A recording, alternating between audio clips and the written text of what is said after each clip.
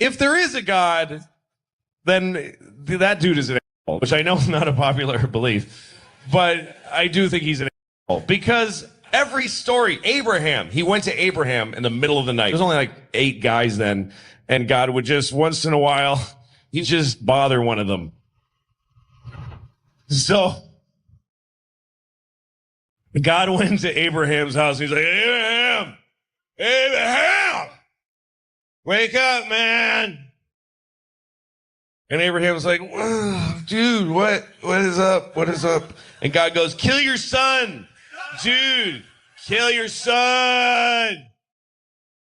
And Abraham's like, you mean Isaac? I don't know his name. Just kill him. Just kill him. I'm God. Kill him. And Abraham goes, why? Because you don't love me if you don't do it. You don't love me. Do it. So Abraham's like, dude, you are insecure. I don't understand you. But okay, fine. Goes, wakes up Isaac, takes him to a mountain somewhere. I don't know why he had to be all drama queen about it and take him to a mountain. Could have just killed him in the sleep and go back to sleep. But he took him to woke the poor kid up, dressed him, took him to a mountain. Kid's like, Daddy, what are we doing? Oh, just gonna murder you. Goes like this. God shows up right before he does it. Goes, hey, what are you doing? This is in the Bible, I swear to God. Isaac and Abraham goes, I'm killing Isaac. And God's like, why would you? That's your kid. What is wrong with you? And he's like, and he just went home feeling like a piece of shit. That God is like a shitty girlfriend. You won't do it because you don't love me. Okay, I'll do it. Why are you doing it? What the do you want from me? But that's a sin, to say the Lord's name in vain. But you don't even have to say something that terrible. You can go to hell just for saying Jesus Christ with a tone in your voice. It's all the tone of your voice. That's the weird part. It's very subtle sin, because you can say, Jesus Christ, you're fine. But if you say, Jesus Christ, you go to hell forever. Just for saying it like that. There must be at least one dude who was right on the line. Who was like, Jesus Christ. And then he's in hell. He's like, seriously? For that? That's it? Seriously? It was a huge pumpkin. What was I going to not say anything? It's one of the top 10 commandments. It's in the 10 commandments to not take the Lord's name in vain. Rape isn't up there, by the way. Rape is not a 10 commandment. But don't say the dude's name with a shitty attitude. I think it's so unfair, though, to send people to hell for saying Jesus Christ, because it's just too satisfying. I don't know why that is, but it just feels good. Oh, Jesus Christ. It just feels good. It cleans you out. I don't know why. What did folks say before that dude? How did anybody express themselves in a big moment before Jesus? Even the people that knew him. How did the people watching him be crucified? What could they even say watching that happen? They're like,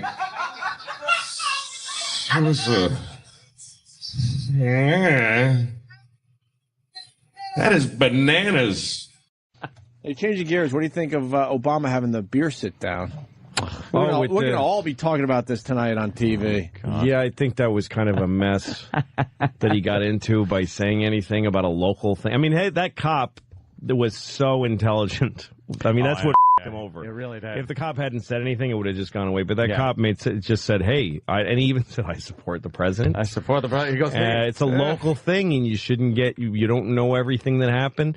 Every time it just shows that every time something happens when nobody was there, just a private moment between two people, then everyone's wrong. Absolutely everyone's wrong. No one should say a thing. How do you don't know you preface weren't there, and then nobody knows what the woman really said when she called him. Everything gets distorted because people bring their own thing. So when you start with something and then you become the president saying something, well, the president as definitive as that was stupid, you should know better. But it's because then nobody knows what it's like to be Barack Obama and Louis Gates Jr. If you're black, like here's the thing with Louis Gates Jr. The thing that white people have to keep in mind, because we have different timelines in our heads. Like, white people often say, I've heard so many white people say, slavery was 400 years ago. It was 130 years ago. It was really recent. People say that. Hey, that was, well, we started 400 years ago. Slavery began. We kind of mopped up. Yeah, we got a couple centuries in. And also the lights until about 130 years ago is when it really stopped. And also, it didn't stop, and then things have been just awesome for black people since. Like, that's the last bad thing to happen to any black person was slavery 400 years ago. That's what we think. And since then, we've just been showering them with gifts. Since then, it ended officially 130 years ago, really continued for another 80. And then, give or take. The thing to remember is that if a black guy or a black woman has little gray hair at the temples, they lived in an America where they were legally barred from using certain bathrooms, where the country didn't let them use the bathroom. Keep your big, black, smelly cock out of this room, black bastard. Like, that was the official American law. Right. Was you can't pee anywhere you want. Coon. Yeah. That's what it was like. And so you take that. So anybody that age remembers that and has had to live and go, okay, thank you for now letting me do what I should have always been able to do. Or you were raised by somebody. If anybody younger, a black person in their 30s or younger was raised by somebody who lived in an America like that. Right. So how do you, Louis Gates Jr., he's the president of Harvard, and he sees a cop looking at him twice. He's like, what do I got to do? What the do I got to do? So if you're the president of Barack Obama, you got Louis Gates Jr. calling you on the phone and telling you and just screaming at you, and you're like, oh, boy. No, because that's guys Barack's age are raised, again, they're their parents. So for better or worse. Which one, though? The white one or the black one? Well, I mean, every black person is Barack. I mean, imagine what Barack gets from black people older than him. Okay, now that you're in there, you're going to apologize for, take down the Washington Monument. He's like, look, I can't take down the Washington. Black. Listen, I can't take it down. Paint the White House black. I can't. Look, small moves. You. I told you if you get in there, you're painting the White House black. Yes, I did. Look. White House black. Ugh. When he got the call from Louis Gates Jr., he rubbed his temples and went, oh, God. I gotta say something. Speech coming up here. I gotta say something. I gotta say something. Say something. And then he prefaced his family saying, Right. "I wasn't there, yes, but now let me talk like I was, and get into all kinds of trouble." Exactly. So I think he made a mistake by saying something, but it's an understandable mistake on some level. It turns out the cop was that Stalker Patty on Maury just now? Yeah. Are they still running that? Yeah. That thing is that like episode's running today. If anybody wants to watch it. That thing has been rerun probably 10 times. She talks about how she. God bless her. Anyway, back to the president. But what a great angle that I haven't heard from anyone yet about Obama and the he has to hear from people. What he hears from older black generation. That we never get to hear. No, we have no idea what kind of pressure he has. You got to imagine those phone calls are pretty brutal. Like, you got to say something. Yeah, you got to do this for all of us. Yeah. I can't. No, and part of having a black president now, it is a major difference, is that you're going to hear a perspective you're not used to hearing. That's all. And it's not always going to be right. It's going to be flawed from a black perspective. But it's just we have never. We've never been. In that situation. Here's the only problem. I can wrap it up with people believe I am. People believe I'm just a horrific racist. I don't think you are. Thank you, Lou. Yeah. I'm not that. I think you're a delightful racist. I'm very good. Now, here's the thing. I cannot stand the disproportionate amount of crime and violence in the black community amongst young black men. Mm-hmm. The disproportionate amount of violence, sheer brutal violence. And I'm not even talking just against, white folk. Black on black is amazing. It is amazing the willingness and quickness at which they will kill each other over nothing. And that, to me, separates. It's too separate. I can't relate to it. I don't know other people that can relate to it. Did you ever live in like a black neighborhood? Yes, I lived in Central Islip. I lived on Hawthorne Avenue, if you know where that is. But were you in like a white enclave, or were you in a black neighborhood? Nope. I was in a black neighborhood with a few white kids that were petrified for their lives on a daily basis going to school. There was this kid, Keith Green, his name was, and he'd come up to me and go, "Give me 50 cents. Give me 50 cents every day." And I'd have to give him 50 cents. or it was like, wham, you're getting whacked. Fucking head roll. You have to give him 50 cents.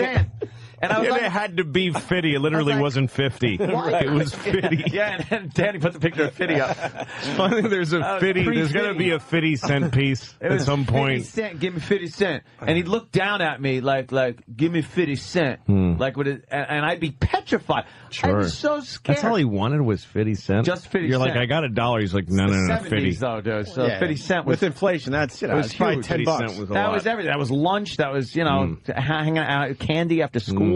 Everything. All that 50 cents was huge. All that for 50 cents? Back in the day. God damn. Back in the day. But, I don't like the excuse of... Coke and a Snickers. That whole thing. Like the whole, all right, you're brought up in a black neighborhood, it's impoverished, it's this, it's that. Well, I don't think it's that simple. I think, I lived in Roxbury for a while in Massachusetts. Yes, in a pleasant area. Very nice. In the Parker Street project. I lived on Parker Street, next door to the Parker Street projects. Wow. My car was stolen while I was a girl. Like, I was a girl in my apartment, and I heard glass, like that sound of car glass breaking, that safety glass, like outside the window, and I'm like, okay, that's right outside the window. That's my car. And then I hear the car starting. I'm like, that's my car. Jeez. And I run out on the street and watch the car. I'm looking at the taillights of my car, and someone else is in it. And I go back and I call 911. Somebody stole my car. I can still hear it going down the Parker Street hill. And the guy goes, "You got to come in and fill out a report." And I go, "What? No, can send somebody here." Right. He goes, "No, you have to come down to the precinct and fill out paperwork." And it's because I lived on the Parker Street projects, cops would not come there. They wouldn't come there. When I grew up in Newton, Massachusetts, there's cops circling our house like the president is having dinner there. Wonderful. Constant police surveillance. Isn't that great? Of rich neighborhoods.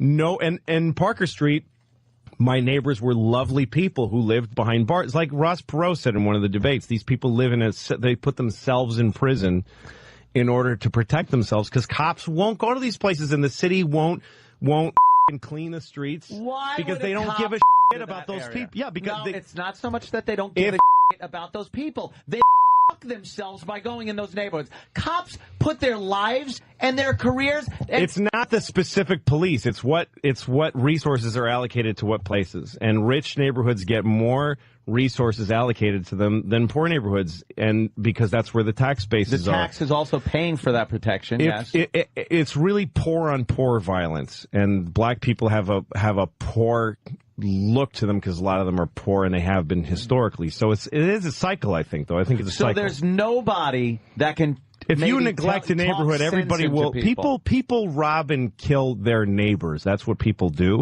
Yeah. They don't go to other areas. Oh no, I realize very rarely it does happen. But I'm saying yes. That's why I was saying black on black crime is amazing. You ever watch First 48, where they got to take the first 48 hours of a murder and investigate it, and in the end, I love those shows. It is always on this show. Not only like cops, where you get to see some white trailers parked trash, beating each other's senseless. This is all black guys killing other black guys. Right. The victim's black, the witnesses are black, the perp is black. Why do you care about black on black crime, though? I'm saying that is what makes this divide. Like I've been poor. I lived in my car. I've been impoverished for many years. I wasn't able to afford food. I dug change out of couch cushions. I lived on friends' couches until they... Your friend's couch and you dig the change out? Yeah, I dig the change out to try to buy Hydrox cookies. I couldn't even get Oreos. Wow. Yeah, just to that. So I've been in that situation, but I understand I'm not black. I have lived the whole legacy of that. But I don't think it's just. I just don't think it's that simple. But I have no idea of that lifestyle where life is so worthless, and violence is so prevalent, where the want for violence. Like, if I got in a fight with somebody and I punched them and they fell down, I would not then stomp their head until they're dead or in a coma in the hospital or something like that. But that seems to be what's going on. Well, can I just make a distinction, though? Please. As far as where this conversation came from. Yeah. Louis Gates Jr. being arrested and getting cranky about it. Oh, right. and that coming from his personal history being a painful one in America, understandably, and rising above it, by the way, and he didn't respond to it by being a black on black violentor. No, he responded to it by elevating himself and running the greatest Black Studies the greatest program, by the way.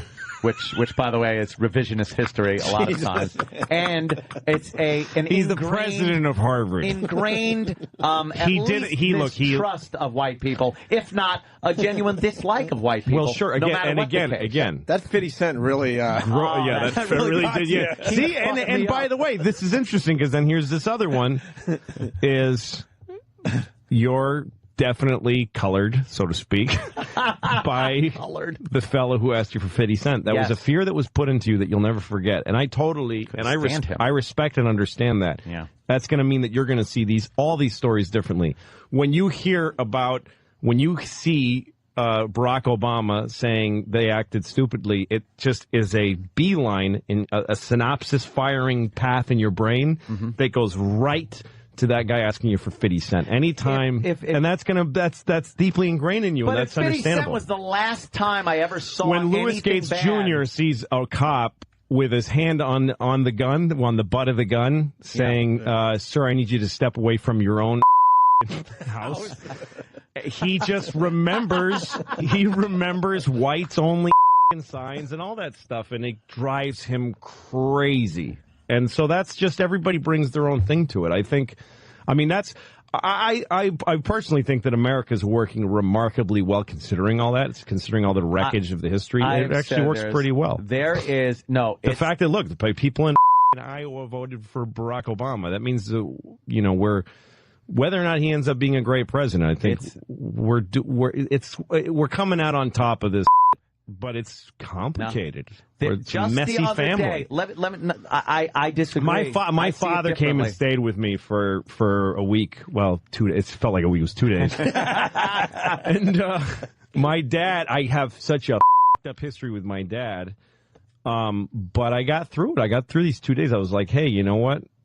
We made it. We can do this. Like, he's 72 now. I don't know how long he's got left. I'm not sure, how he's making it. He's had a tough life. Yeah. And so I got through the 2 days, but there were moments during those 2 days where he just said little things that I almost hit him in the face. I almost had to call 911 and go, "Hi, listen, I just killed my dad, and I need someone to come over here. Take care of my kids for me, please." I like his take on that whole. No, but I like it. And I'm not saying that there's. Here's the thing. I say it's understandable that certain older black people have an edge on them because of history, and then you take it to. That it's an excuse for violence and murder. Well, but it's not. But I'm not thinking of that, and I do. But again, it's just really fascinating that that's your perspective because of what's going on with you in your life. It's not just my perspective on that. That's kind of simplistic because I gave you one example of something that happened, and then it's the only one that matters. But it isn't because the only one. It's the one you went right. First moment with a black man. If that was the only knowledge I'd had of that. It would have been a forgotten memory. But it's reinforced constantly by just this unbelievably outlandish unbalance in violent crime. And although perpetrating it. All of it has been informed by the first experience you had. And I'm not saying this is a flaw. This is how everybody is. So I'm watching...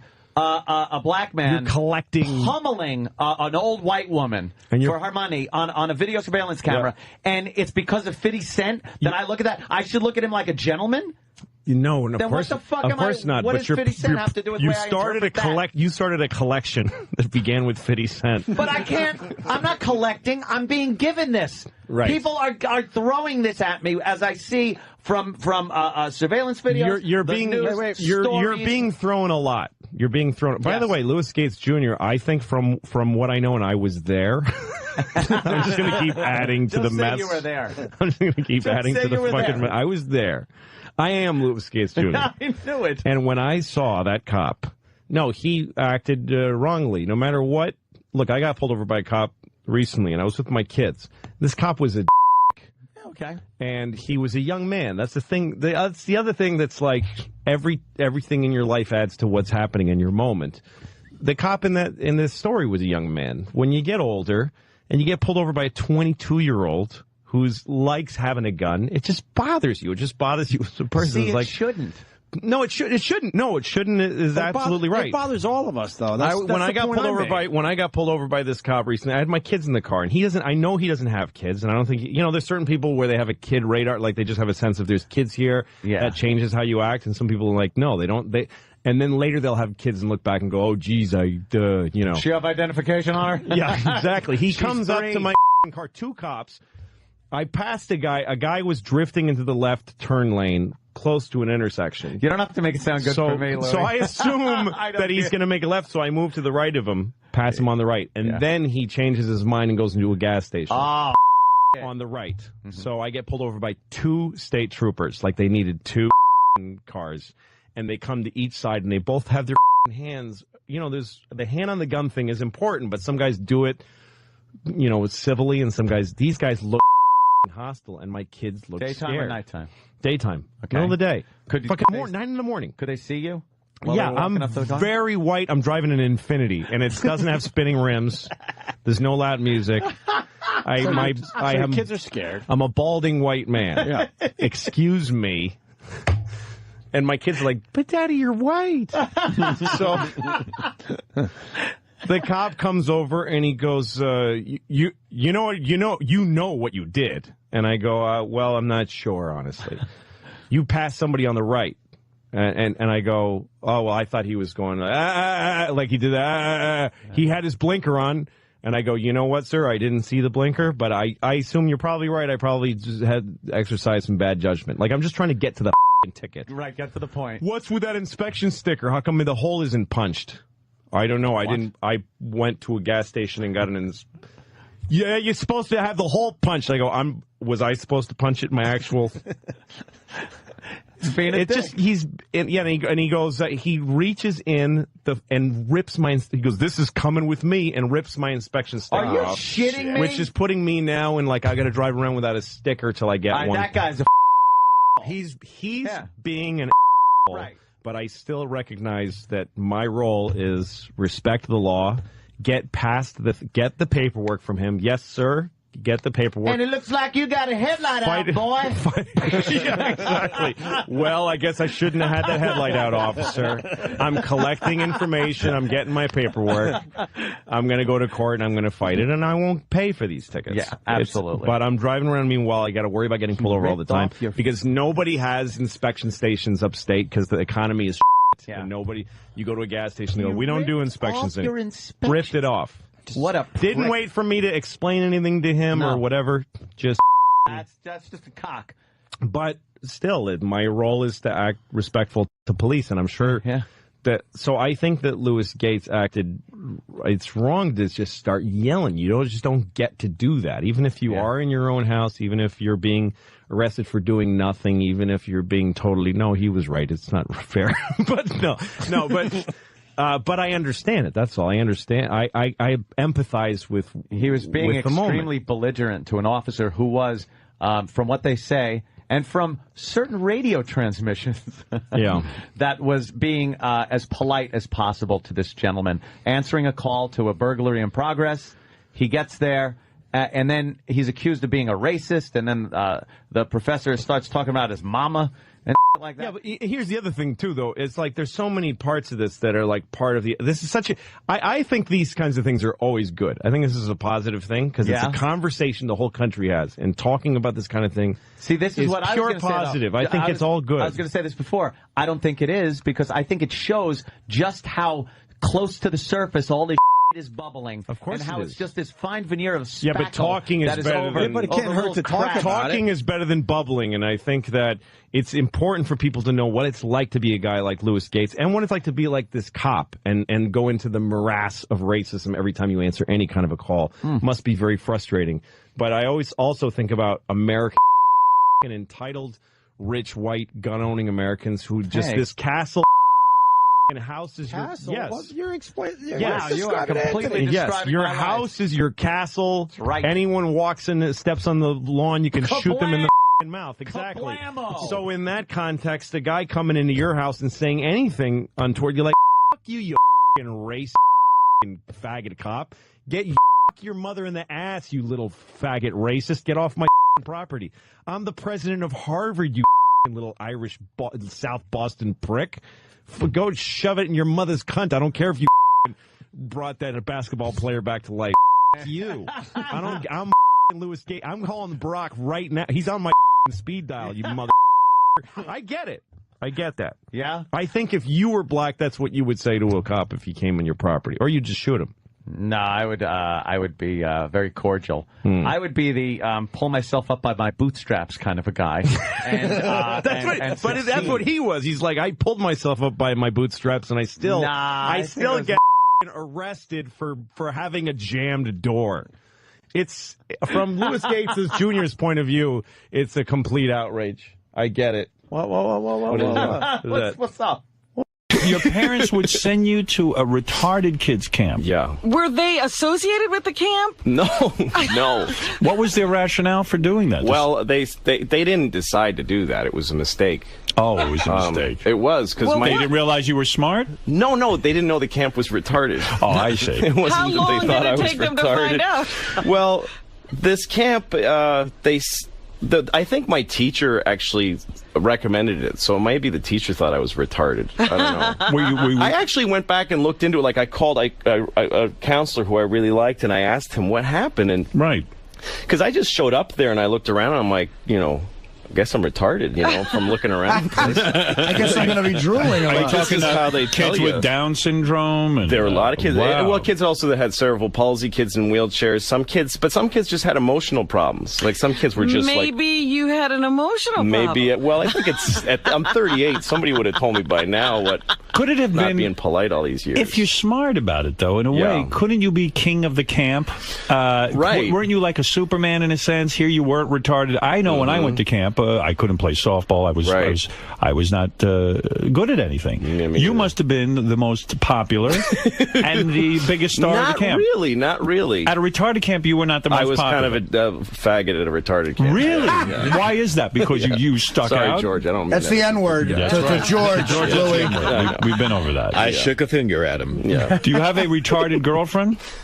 What? the Did I? I thought you meant now. Like, I can't get off without it being a That retard. would have been great if you had one now. You're on HBO. I think you could do better than a retarded. Sure, yeah. Were there attractive girls at the retarded camp? I think I remember there being some pretty nice-looking girls, yeah. Right. Did you manage to get any? Not the Down syndrome chicks. They weren't all that hot. I don't find that hot. What is it? The big forehead, the flat nose? I guess so, yeah. What is it? The drool? You mean what turns me off? Yeah, but about the Down syndrome? about the Down syndrome. What's the matter? You like Asian girls? I don't know. I was finger from George. I was in 3rd grade, so I was only starting to understand everything. So you were ostracized. But I went for 3 years, though. You went for 3 years? You went back? I went back.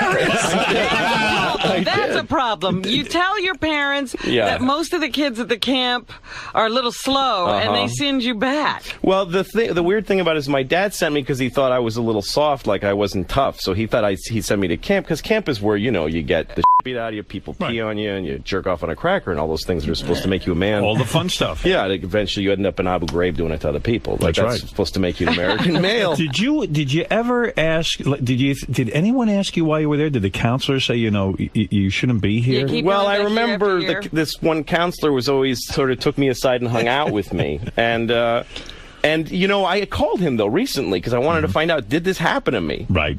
And he said, well, that camp was supposed to be a mainstreaming camp where we had normal kids and retarded kids, but nobody sent their normal kids. Right, you were the only I was the only one whose stupid parents sent me. Did you find yourself dumbing it down to try to fit in? Did you ever drool or... Well, here's the thing about retarded kids is that they're dangerous. They're up people, and like one kid used to throw a rock at me every time he saw me. Right. And so I had to cope with that this kid, every time I saw him, he'd throw a rock at me, and I had to eventually tell him. I just told him to cut it out. Do you think he was jealous of your intelligence? No, they don't think it out. They're retarded. They're not like he didn't even probably know he could kill you with the rock. No, he had no idea. Yeah. And that's what a counselor told me. I went to a counselor, and he said, well, we can't give you like an escort everywhere, so you have to confront him. What was the thinking so I went up to this behind putting normal people and retarded children together? They didn't want to segregate them. He was the only normal one there. I'm the only one. Yeah, so it was like a whole retarded community and me trying to get used to me. Did you ever kiss a retarded girl? By the time, let's see, you started in 3rd grade, so you finished up in 6th grade. That's when guys start kissing and maybe touching some titties. Right. Did you ever put the moves on a retarded girl? No. I didn't kiss a girl till I was like,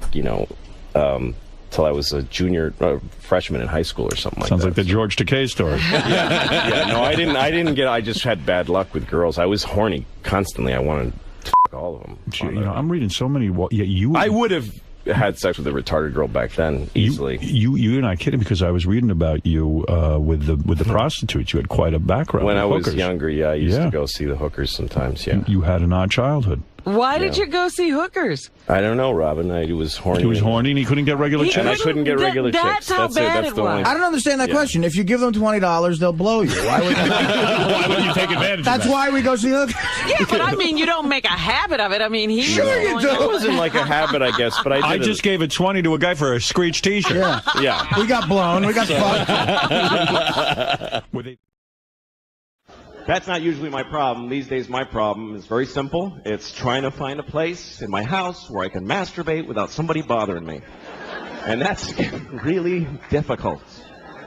There's nowhere to go anymore. She's got her mother staying with us, too, in the guest room, and I'm on the streets now. I got nowhere to go.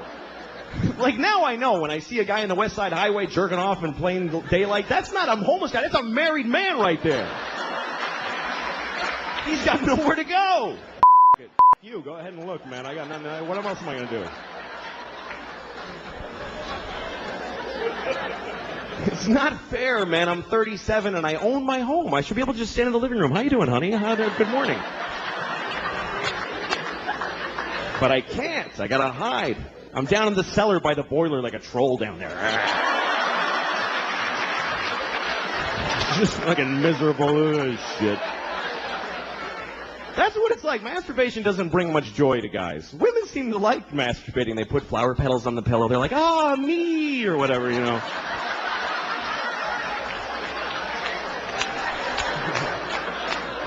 The guys are like, God damn it. Sometimes you find ecstasy, but it's followed by the deepest self-hate and depression you've ever felt. It's an amazing drop from way up here to this, like, what the f*** is wrong with me? God damn it. I gotta get to work. I don't have time for this shit right now.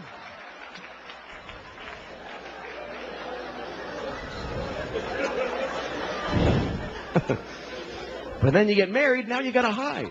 And you have to. You have to hide. Because when your wife catches you masturbating, that's sad for the whole family. That's not a good moment in a marriage. She comes in the cellar. Oh my God.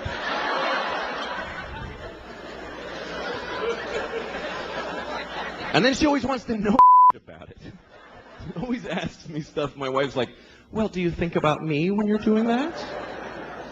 What are you high? Why would I do that? What? I can think about anybody. That's magical. Why the would I? I'm married to you. What do women really think their husbands are going, oh, my wife. Oh, yeah, that's hot. Oh, yeah. Picking her up at the airport and getting yelled at. Oh, that's hot. Yeah. Put it in the hamper, not on top, you idiot. Oh, I love when she talks like that. Yeah. I really hate penises. That's really my problem with being gay. That's why I'm not gay. Men are fine. I'd like to have a boyfriend. That would be nice. I would. Every time I hear somebody say, my boyfriend, I'm always like, I want a boyfriend. Why can't I have a boyfriend? I'd like to have a big, tall boyfriend.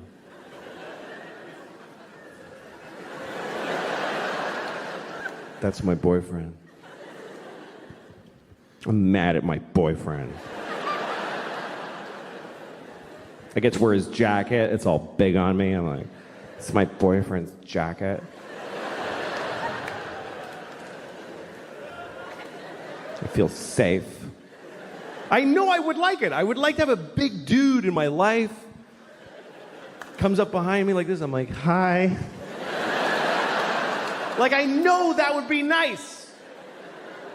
But in order to get all those parts, you have to have a cock shoved up your hole, like a hard ramming in your ass. Oh, fuck. Oh, I just wanted to wear your jacket. I have 2 kids. I try to be a better person around my kids. I really do. I try to change my behavior around them. Like, I have rules in my house. They all apply to me. Like, I have a rule that I don't curse around my kids. It's a rule. It does happen. You know, sometimes you have a stressful moment, you're with your kids, so you say something by mistake. Like, one time I was making dinner for my kids, and I gave my daughter a bowl of soup, and I said, here's your soup. But, you can see how that was a tough situation.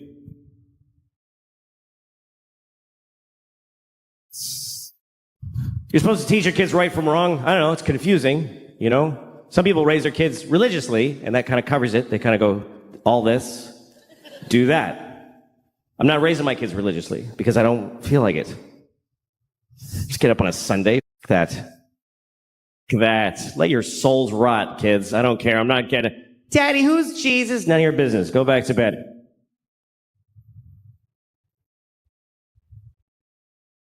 But my kids, you know, they're living in the world, and there's a lot of religion in the world, so you do have to teach your kids, if you're not raising them religiously, you do have to teach them about religion, you know? I always tell my kids the same thing. I tell them that there are many religions in the world, and they're all equal, but the Christians are the main one.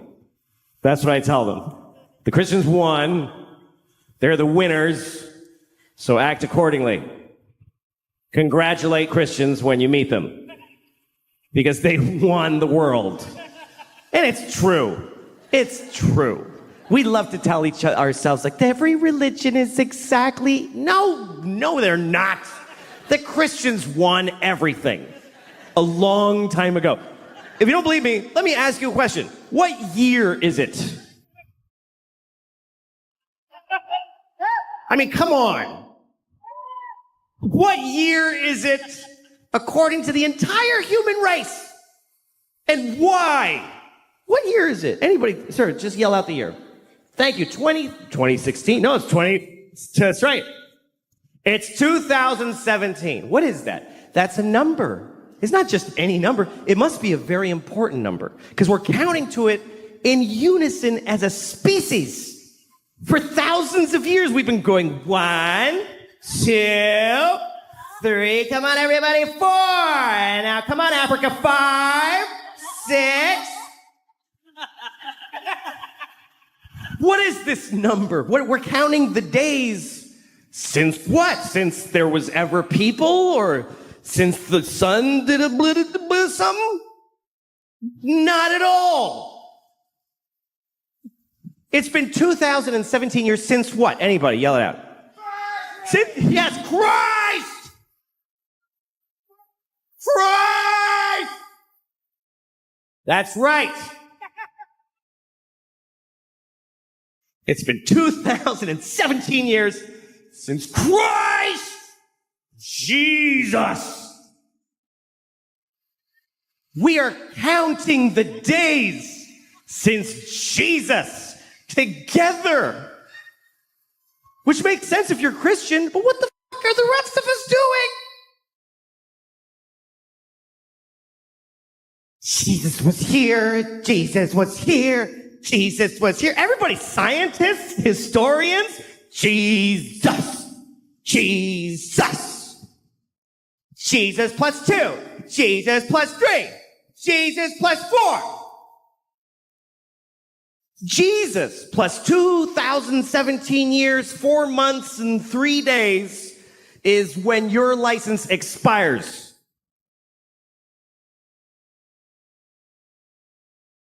How is that that not a win for the Christians? How is that not a complete win? That's not a Monday off in October. That's there was no time before Jesus. And the whole world's like, okay, sure. And then somebody was like, what about the years before him? There were billions, infinity. Those go backwards. You want us to measure most of history backwards? To accommodate one religion? Uh-huh. All right, we'll do it. It's fine. We'll do it. The whole world. You ever watch New Year's Eve around the world? They always show you like how every country celebrates. It's kind of cool. There's one little island. It's the first place that's actually the place that it's the year. It's a little island in the Pacific. I forget what it's called, but the people, they do a little ceremony for New Year's Eve every year. And they just wear grass. Because they don't even have sticks yet. They're in the grass age.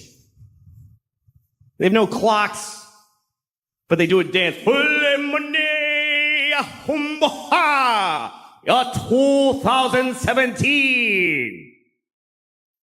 And it goes around the world. Oh, it's 2017.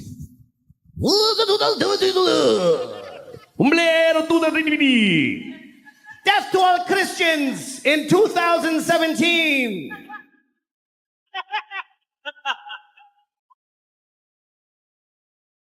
The Jews are quietly keeping track. It's really 5,766, but that's for us. We're just, that's okay.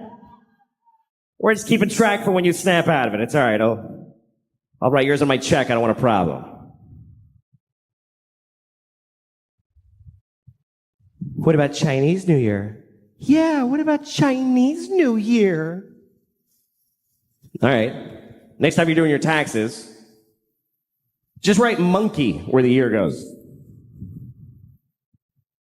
Just put monkey. See what happens to your funds. No, it's 2017, year of our Lord. Jesus-y, a clock on the nose. And they made it up. That's the weirdest part, is they got to rename years that had already taken place. Because that's not what those years were. You know that, right? That the year 3 wasn't the year 3 during the year 3. Nobody was walking around back then. Hey, what year is it? It's 3.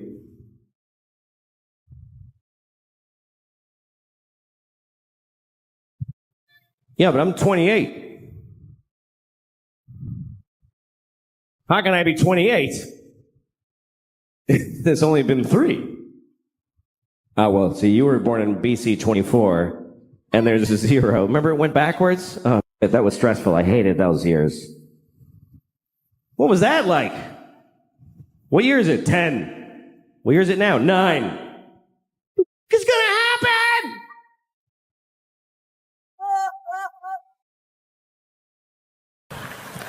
I had a dream the other night. I had a dream that I was a little Japanese girl. I did. I'm not usually somebody else in my dream, but in this dream I was way not me. I was a little 7-year-old Japanese girl. And I remember I was like walking around and I was scared because there's these guys with swords and they were cutting the heads off of children. And I was like, oh, scared. Oh, it's a man with a sword. I mean, I can't help, it's a dream. I can't help. I dream in black and white and stereotypes. I can't help it. Oh, I'm so scared. And the guys with the swords are like, whoa, whoa, and they're cutting the heads off of children. I was like, oh. But also, they have these chocolate coconut donuts. And they're eating them. Whoa, whoa. And I was like, oh. But also I was like, oh, I don't want those donuts. Like the real, I wanted to really ask them for a donut. But I was scared of having my head cut off. So I guess it just means be yourself. I think that's what the dream meant. That's as much as I could figure out about it. I used to be a very critical person. I don't get upset at other people's actions as much as I used to. You know, and one thing that's made me not so critical is reading things on the internet of people getting so angry at each other, like people that write long articles about how mad they are at a thing that people sometimes do. And the articles are very long because they don't have to be short anymore. I think newspapers were a little better because you had to be careful. Like, we only have this much room to tell about a whole war.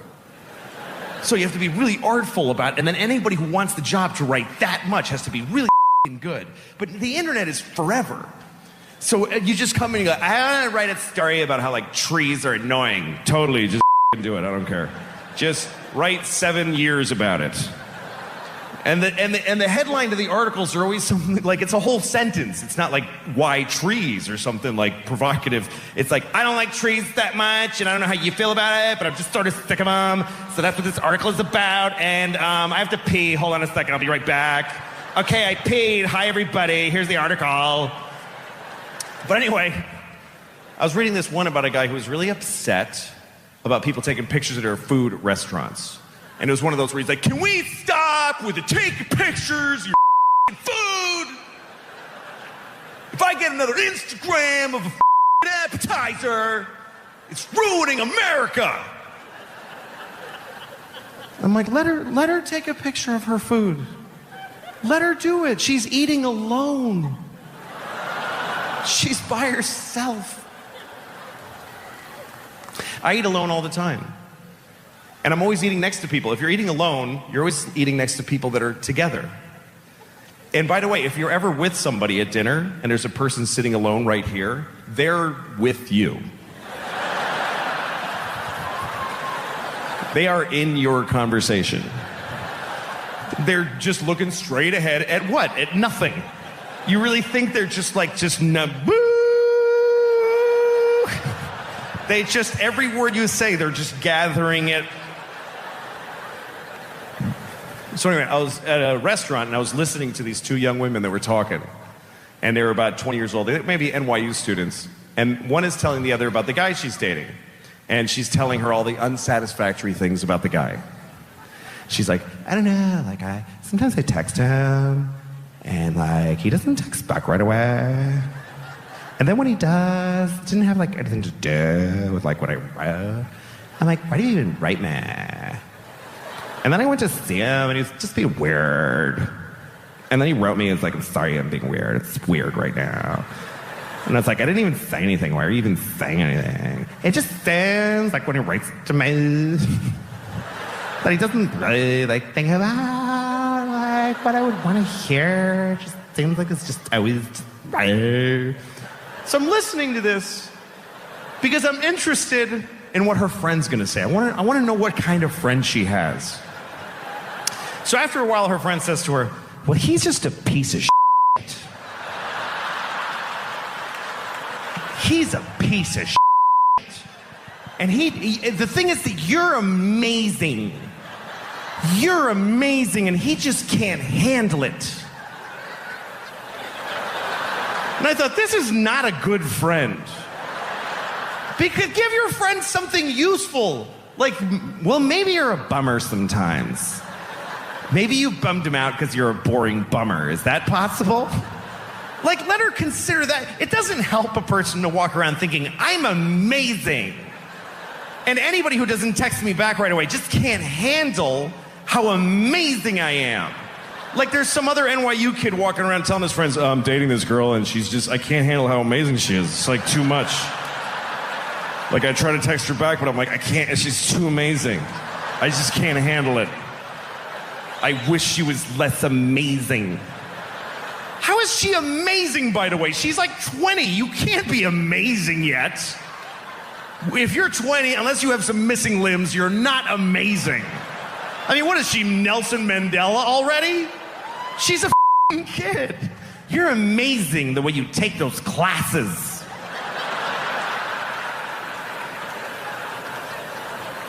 You don't need to walk around thinking that you're amazing. That doesn't help you. It's not a healthy thing. Self-love is a good thing, but self-awareness is more useful to the rest of us if you can master that. Because It's nice to walk around saying to yourself, I'm amazing, I'm incredible. But really, once in a while, you should say to yourself, maybe I'm a bummer. Maybe I'm a boring bummer. If you don't think that to yourself at least twice a week, you're a psychopath. Because everybody's capable of becoming a bummer. Of course we are. Everybody is. Once in a while, you drift over and you realize, oh, I'm kind of a douche right now. And you reset your sights. You have to consider the possibility. It's like when you say to a friend of yours, you know, sometimes a friend of yours will be an asshole. He becomes an asshole. And you tell him, hey, man, you're an asshole. And he's like, no, I'm not. Well, that's not up to you. That's up to everybody else if you're an asshole or not. You don't get to just say no to that. You're an asshole. No, I'm not. Oh, sorry. Well, I'm glad I checked. Self-awareness is not a great American trait. As a country, we just want what we want, and then we just do. America is like a shitty girlfriend. It really is. America is like the worst girlfriend the whole rest of the world ever had. Because whenever something bad happens to America, she remembers it forever. Like it just happened. But if she does anything wrong, she's like, what? I didn't do it. What are you talking about? I didn't do that. But you killed hundreds of thousands of people in the Middle East. Yeah, but 9/11, okay? You don't even know. Assholes. Yeah, but there's this wedding in Yemen and you killed all these. Yeah, but 9/11 still. But now you're torturing people. It wasn't even torture. Oh my God. He's such a baby. And I'm saying this about women because I'm a guy. I'm the opposite sex. So that's how I'm sure women feel that way about guys. It's just the way it works. That's how we feel about each other sometimes. You know, it's like sexism and racism are very different, I think. Because racism is just like a mistake.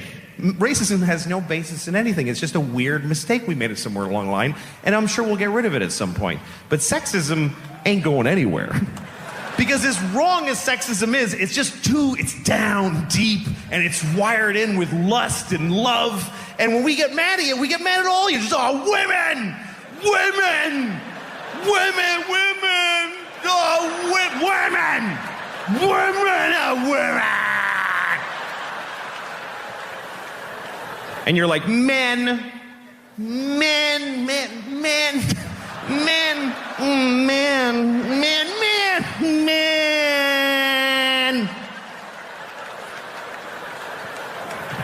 All right, you guys get home safe. Thanks a lot for coming. Good night. Thank you very, very much. Speaking of brains and people acting silly, I don't know if I brought this up last time about Ted Kennedy's brain surgery. Oh my God. Did you hear about that? How it actually went? Because I listened to it on NPR. They described that they opened his head, and he's awake. Mm-hmm. His head's open, and the way that they do brain surgery, when they remove tissue from brain, they can't tell tumor from brain. Ooh. So what they have to do is they use these little stimulators, and they try to shut down your brain centers to see if that's where they are. So what they do is, like, they ask him, Senator, please say, you know, this sentence, and then he starts to go, okay, like this. Do you want me to? And then they touch a place, and if he goes, then they know not to cut that part out. Holy shit! And they have they show him a square and say, what shape is this? And if he goes, it's a dog, then they know. Don't f with that. Somebody got to watch this bald, shave-headed Ted Kennedy of all people, with his head open, going, yeah, like, lady. Okay, don't cut that part. That is fucked. An insane day. How you have to be awake during that.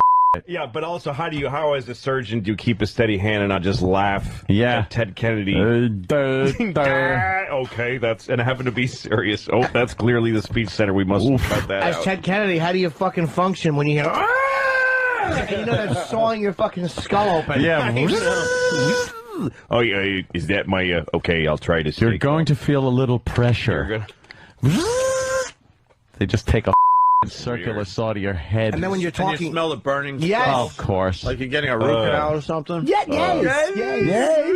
Such as. A few days ago, I was leaving a restaurant with my youngest daughter, and I was holding her hand, and I was texting with this hand. Yeah, I'm that guy. A woman walked by and she gave me a dirty look like, you should pay more attention to your kid. Okay, guilty. But I have something to say to that woman. This is why I'm able to spend time with my kids when I should be at work.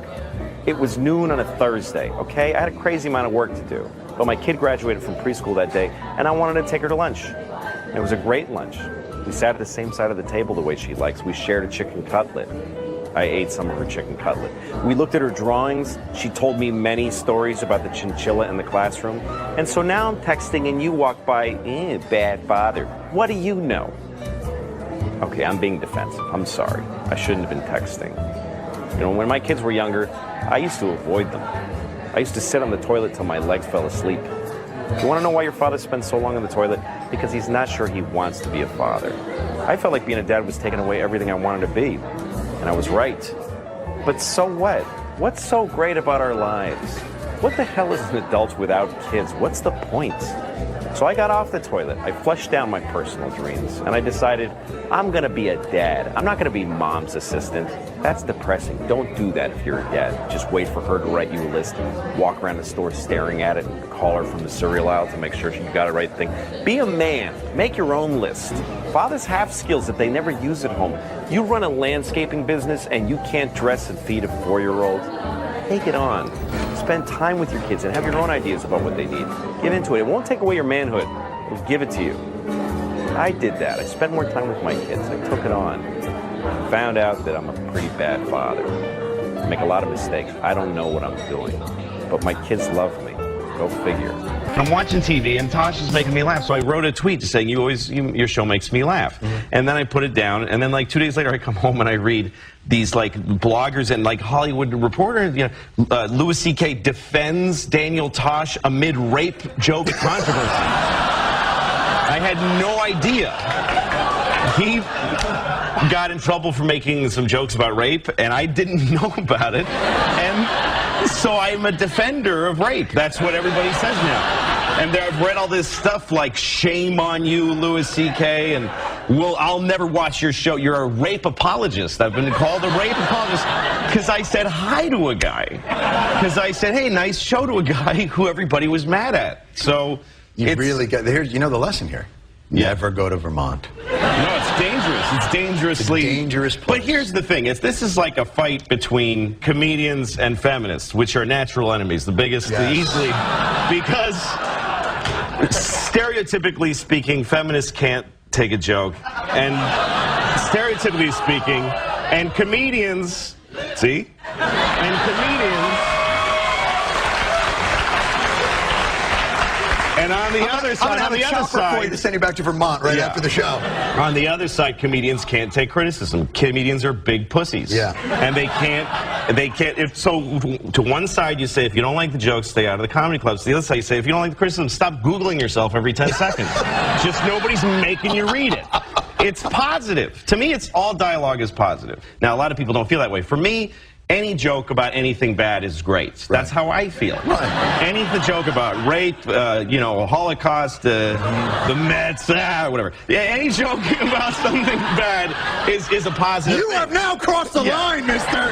But now, I've read some blogs during this whole thing that have made me enlightened to things I didn't know. This woman said how rape is something that polices women's lives, that they have a narrow corridor. They can't go out late, they can't go to certain neighborhoods, they can't dress a certain way, because they might get... Now, that's part of me now that it wasn't before, and I can still enjoy a good rape joke. So I have both of them. But here's the last thing. I don't like the way that you evolve as a person. No, it's not. Well, I don't like the way that you've come up with a way to grow as an individual. No, it's not fair. It's not Be the person that I knew 20 years ago. I will. But here's the last thing I want to say about it. This is also about men and women, because a lot of people are trading blogs and things about this on the with each other. Couples are fighting about Daniel Tosh and rape jokes. Really? Yeah, that's what I've been reading in blogs. But they're both making a classic gender mistake, because the women are saying, here's how I feel about this, but they're also saying my feelings should be everyone's primary concern.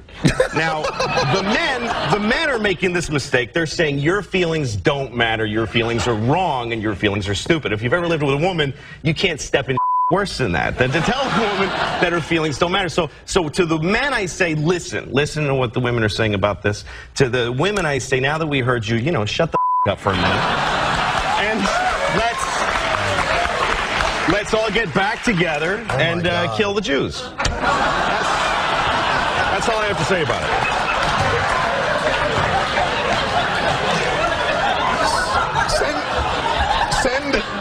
Send your complaints to Brian Williams, care of NBC. Louis C.K. airs on FX Thursday nights at 10:30. I'm 41 and I'm single. Not really single, just alone. But I have 2 children, and that's the only thing I'm comfortable with in life anymore. I know how to take care of a couple of kids. I don't like French toast. Oh, sorry, that's what we're having. Mommy doesn't make us French toast. I go to my daughter's school to volunteer sometimes. My daughter goes to a public school. And I volunteer not because I'm a good person, but because you have to. Because nobody works there. There's just nobody there. You go in this school like thousands of kids, and you go, where is any grown-up right now? And I usually go for lunch and recess. That's when they really need grown-ups, is for lunch to volunteer in the cafeteria, because they have 300 kids eating, and they have one Jamaican lady watching all of them. It doesn't matter that she's Jamaican, but it totally does, because there's nobody who can be mean to 300 children just in the way that the Jamaican lady, and it's not her fault, she's outnumbered. 300 kids to 1, Gandhi would be like, shut up!